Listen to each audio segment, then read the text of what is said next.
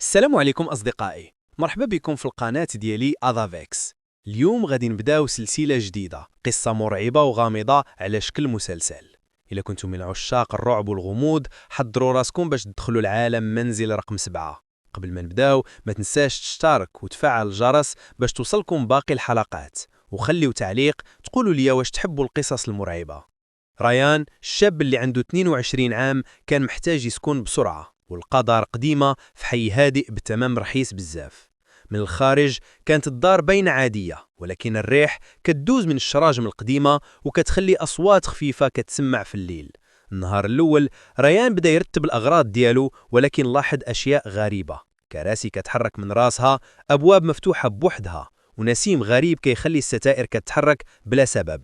حاول يقنع راسه أن هاد الشي عادي وأنها مجرد دار قديمة، ولكن شعور غريب بدا يسيطر عليه. في الليل ريان جلس في الصالون باش يشرب شاي قبل ما ينعس، وفجأة سمع خطوات فوق السقف. في البداية خاف، ولكن حاول يتجاهل.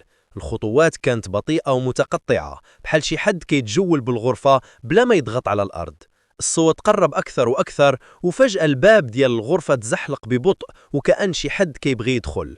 ريان بقى واقف بلا حراك، قلبه كيدق بسرعة، وأول مرة في حياته